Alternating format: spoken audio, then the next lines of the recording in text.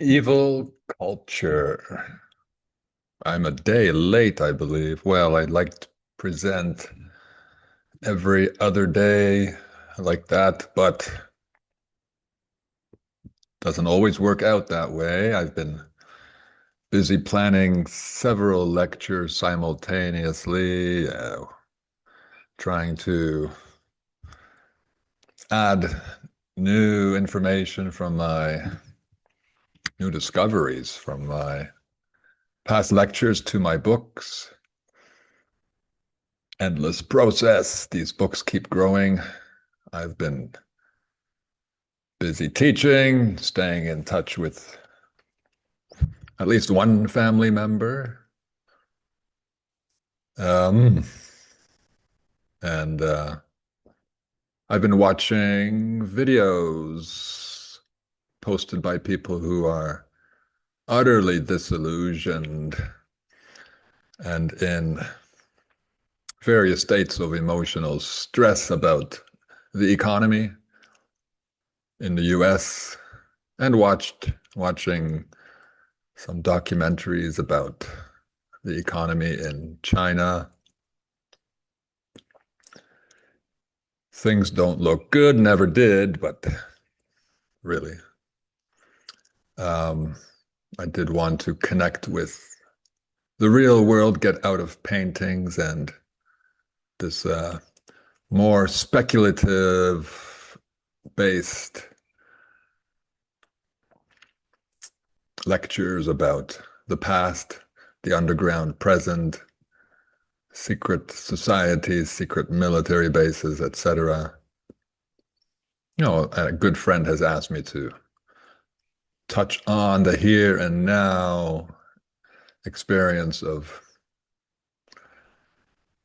people. Yes. And while teaching today, I I had the inspiration to do this. Very good. I hope we're going to look at some of the literature taught in high schools and at some of the news, so-called news. Maybe it should be spelled Noose, the news for the people. That's current. And some very blatant patterns will become evident from high culture to, I guess, the low culture of the news. It is an evil culture we live with, and it wasn't made by farmers and plumbers, seamstresses, and cashiers. Nope. Let me start with the story that inspired today's lecture, a short story by Nathaniel Hawthorne. Its title is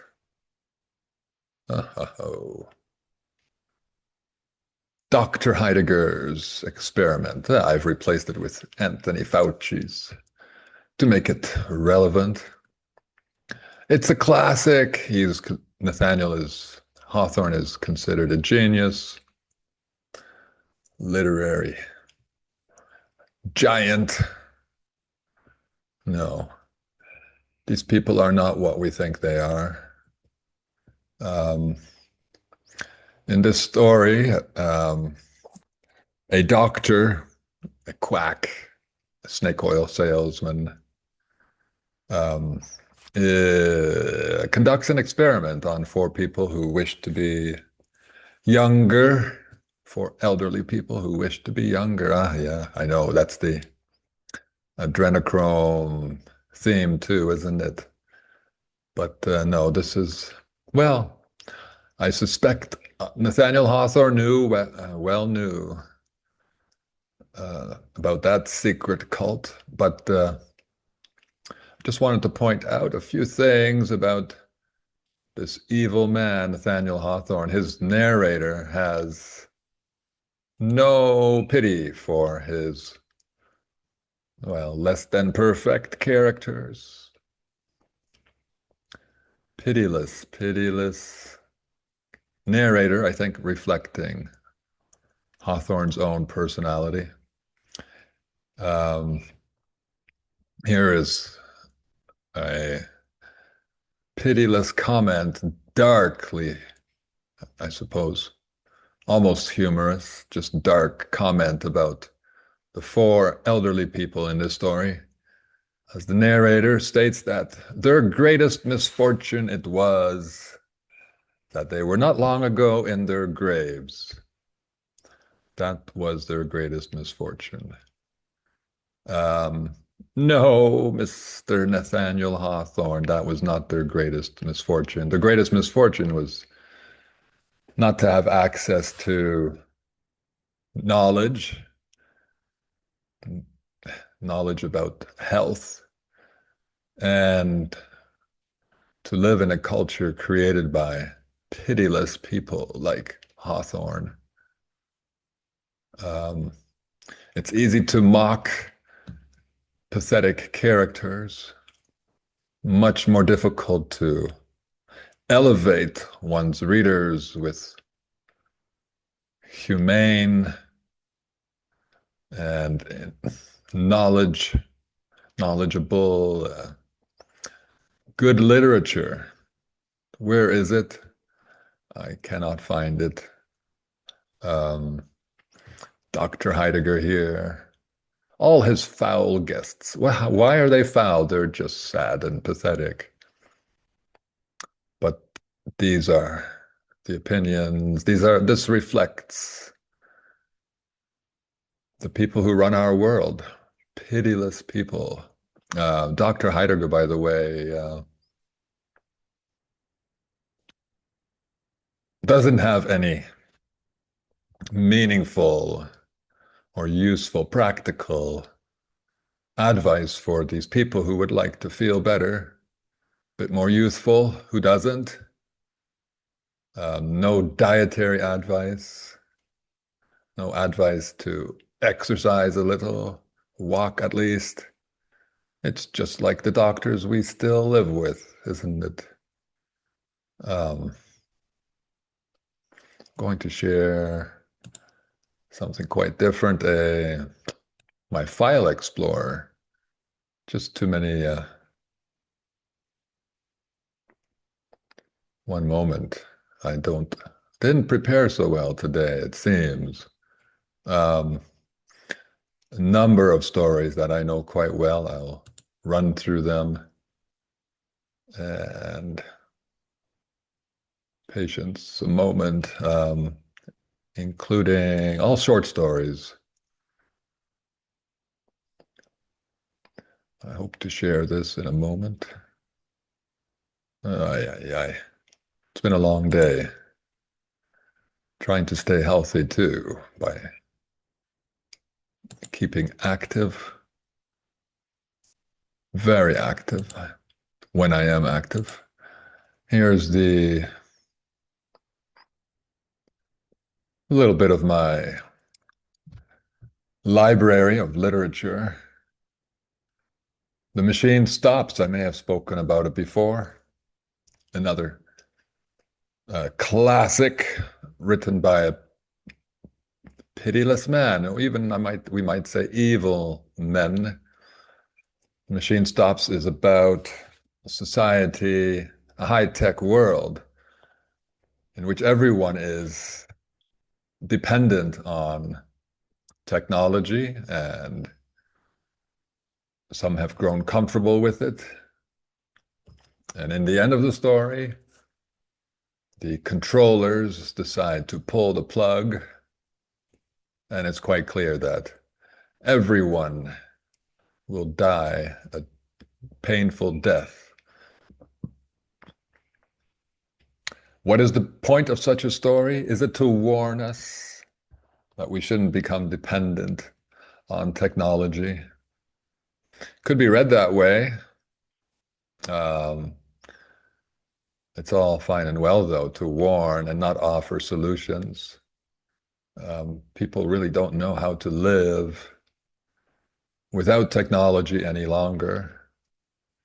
So we can thank the author for intentionally not making an effort to offer an alternative way of living.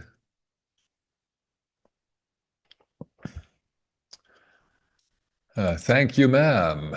A story about apparently a poor young black boy who has no family in his home, has perhaps no home, attempts to steal something from an elderly woman. The elderly woman somehow drags him to her house, feeds him, and hopes that teaches him a lesson as he sends him back out. What is the purpose? He has no home, um, apparently no parents. Lather, oh, disturbing. These are the stories they teach our children in high school. Lather is about a barber who must shave with an open razor the face of a mass murdering revolutionary. He's tormented by his conscience and his desire. They are in conflict because he would love to kill the mass murdering revolutionary, but he can't bring himself to do it. Like, these are the choices we are given: killing and doing nothing. Yes, that's how they keep us trapped in the illusion that there is no other way to solve our problems. Give us false choices. The lottery, horrible story about a society that still, by lottery, chooses someone to be stoned to death as a sacrifice. For what purpose? No one can remember. It's somehow supposed to be a comment on modern society. No one is quite sure how that works. Yes, of course, our world is also cruel. We're all really being sacrificed on the altar of bankers, governors, doctors, fake medicine, etc. But none of that is clear in this story. The story has no meaning for most readers, and it just seems a waste of time.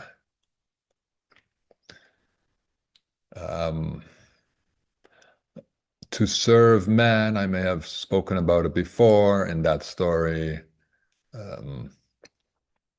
Potentially cannibalistic, anthropomorphic-like pigs, pig-like humans, pig-like aliens, claim they can help humanity by offering us technologies that will solve hunger, war, and the energy crisis. It's a joke, of course. These technologies are used against us. We don't need them to solve hunger, war, and energy shortage. The real problem is that human energy is not being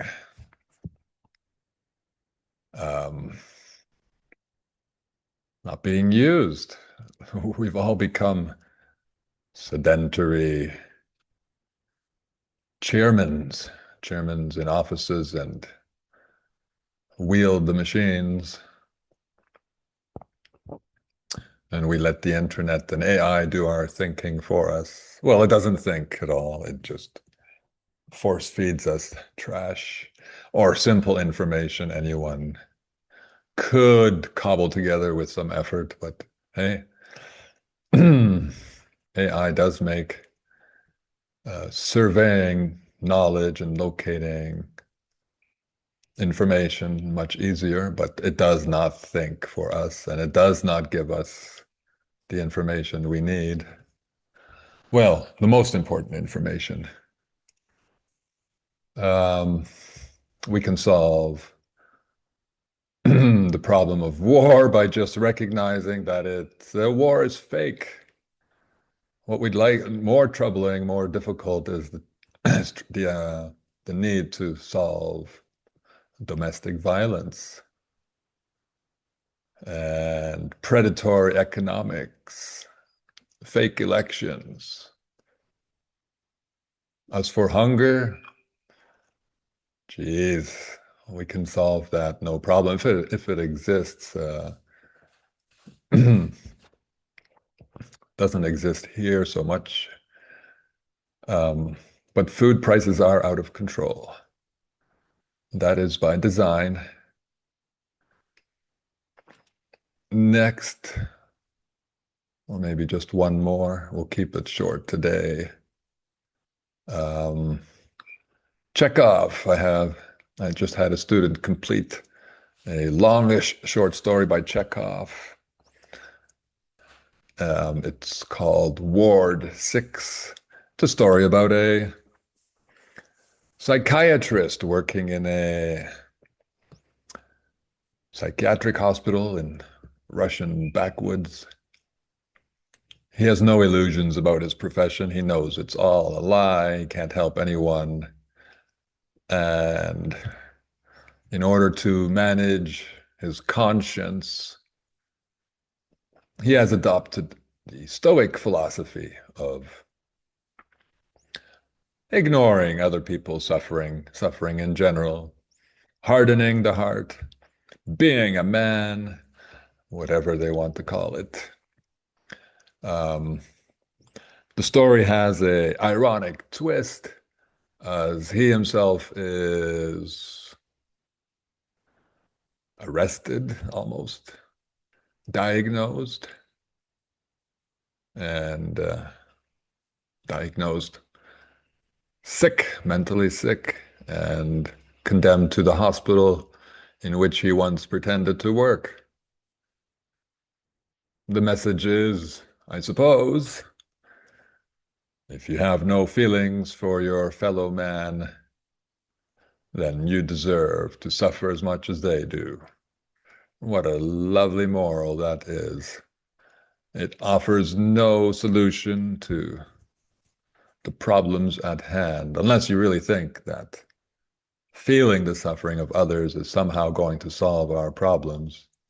I don't see that happening. Problems need solutions based on knowledge. That knowledge can come, or the search for that knowledge can be inspired by a good conscience, or a healthy conscience, a conscience that cares about others. So many children have it, so many young people have it, and go into medicine for that purpose, for that reason. But they are usually quite disappointed, or don't get quite the satisfaction that they would have, that they probably dreamed of. Saving lives, improving people's health. Not so easy. Not when you're dealing with modern medicine, insurance companies, administrative powers that only care about the bottom line. Anyway, Chekhov, himself a doctor, supposedly offered no solutions either for psychiatric problems, mental health, illness, mental illness. And that's the way our culture creators are. They don't care. It's not that they don't have the solutions, although in part that's also true, I suppose. But they really just don't care about us. Chekhov and the rest of these literary geniuses are not men from the common people, are not common folk. Everything, all the autobiographies that would claim, all the biographies that would claim the contrary are just lies. I can tell how, from the attitudes of their narrators and the lack of empathy generally, and the lack of practical knowledge shared in so-called literature. Literature, it's all litter junk, so far as I'm concerned. I am quite disillusioned. I mean, my illusions are gone. Um, it's time to create a new culture. Well, let me share something quite different. Breaking news. I wanted to show the connection between literature and the news. And the news, I have noticed, it's hard not to notice. This is CNN.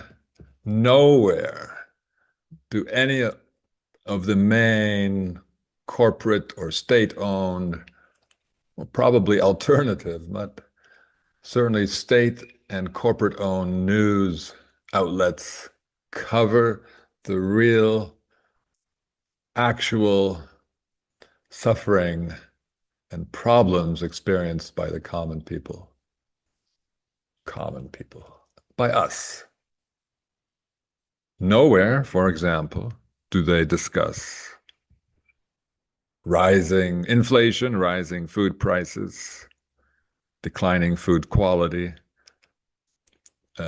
inability to access housing, the people's inability to afford housing, household debt, homelessness, declining birth rates, inclining disease rates, illiteracy among our youth and adults, the lies spread by education and institutions, and of course, the media itself. No, it wouldn't blow the whistle on itself. No, instead, what do we get? Articles about the fake war between Ukraine and Russia. Sports. I admit to sometimes indulging when I'm tired, though I hate seeing grown men chase balls. More war coverage, more war coverage, more war coverage. The fake health crisis known as Ebola. You get the idea. You go to Fox News. Oh, go away. Go away. There we go. Marxist political influencer shows up. ICE. Okay, it's another hoax, carefully scripted with plenty of crisis actors. There's no shame among people who need money, will do anything for it. War, politics, and music. Freedom to whatever that is. Music, sports, the movies, celebrities, Fox. Trash, trash, trash. Yeah. Yes. What about, as I said, all the real problems afflicting citizens around the world? Not a word.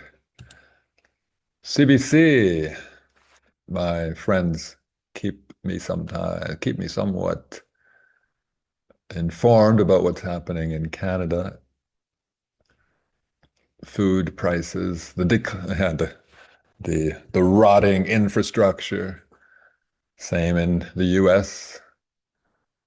It's deliberate destruction of the infrastructure. Neglect, at least. Um, uh, I suppose sometimes we call this petty crime. Two men found guilty of killing a good Samaritan. An innovation award, something about submarines, democracy, fake democracy. Trump, he's much beloved in Canada. People can't stop talking about him, even in Canada. An abandoned theme park. How about discussing the abandoned and rotting infrastructure instead? Yeah, well, sports. BBC, the world's biggest crap outlet. The BSC. Again, the fake diseases no one wants to talk about.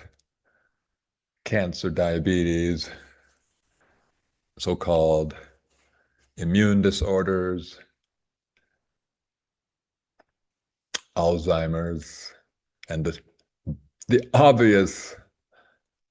obviously intentional failure of the medical system to cure, develop cures. I mean, they don't even need to be developed. Just give people healthy food and convince people to eat more raw food, even if it's meat, I guess, but preferably fruit, nuts, some vegetables.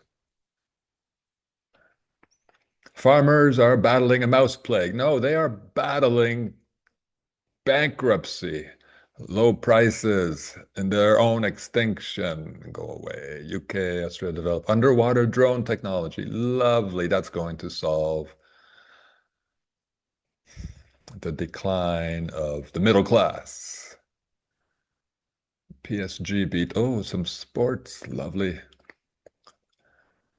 Drone fears. Okay, yeah, more fake war, and this time in Romania. Putin became master of the image. No, BBC is the master of the image. Uh, Sports, okay, some crazy sports fanatics. They make the news too. ABC, Australian Broadcasting Corporation. Women abandoned football club after sex offenders return. Is that the reason? No, you should have abandoned football for much more generic reasons, like it's a little violent, and we should be above competing with each other with inflatable objects for money. It's embarrassing. Thousands without power after intense storm. Yes, I guess their infrastructure is rotting too. Somehow, no one can keep up with China, not on the infrastructure, high-tech front. Um, well, I don't see anything here about the struggle of citizens to pay their bills and stay healthy. Nada, nothing. So that's where we are, and not to mention other problems like the new generation being dumbed down even further than the previous generation, and so on. The general lack of intelligence among us, knowledge among us. No. Let's talk about all the other garbage and claim that everything is going well. Get that, create that illusion. We'll be fine. We'll beat, we'll get our gas. Yes, we'll get cheap gas soon enough. Everything's going to be fine.